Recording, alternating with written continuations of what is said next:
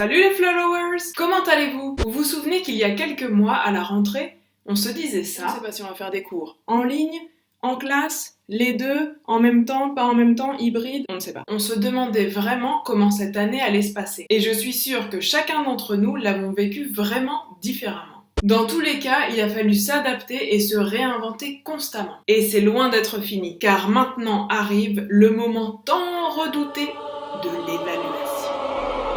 Et du coup, on se pose les mêmes questions. Comment évaluer? En ligne, pas en ligne, hybride, les deux? On ne sait pas. Mais pas de panique. Je me suis dit que j'allais essayer de vous apporter quelques idées. Aujourd'hui, les tutos du FLE numéro 7, évaluer en toute sérénité.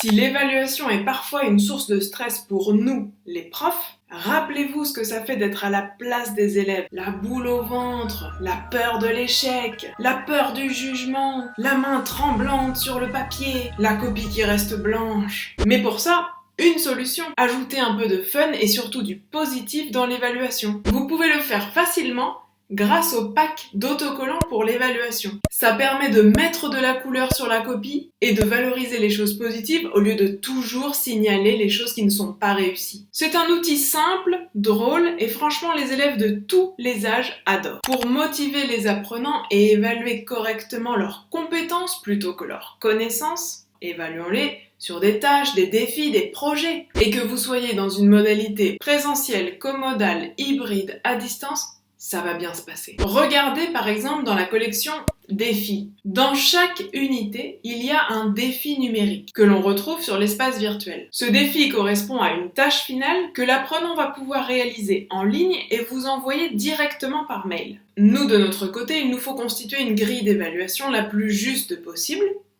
Et voilà, nos élèves vont pouvoir nous montrer leur créativité et leur maîtrise de la belle langue française autrement qu'à travers des QCM. Pour les ados un peu plus jeunes, je vous conseille de regarder dans À la Une, car chaque projet ou mini-projet de chaque unité s'adapte à votre contexte. C'est-à-dire qu'on vous propose toujours deux alternatives pour le réaliser, sur papier ou en numérique. Donc si vous êtes en cours présentiel, vos élèves vont pouvoir réaliser le projet en classe. Par contre, si vous êtes à distance, ils vont aussi pouvoir réaliser le projet en ligne. Une dernière petite astuce avant de terminer, regardez les évaluations clés en main qui existent sur l'espace virtuel. Il y en a pour toutes les collections, enfants, adolescents, adultes, et pour tous les niveaux. Dans ces évaluations, en général, on teste les apprenants sur les 4 compétences, avec des exercices et des documents différents de ceux du livre, bien sûr. Ah, et pour revenir à ce qu'on disait au début sur l'évaluation positive, je vous conseille de regarder les évaluations de Capsure, puisqu'il existe une version sans notes, mais avec des émoticônes pour une évaluation plus positive. Avant de nous quitter, je vous propose le traditionnel, le challenge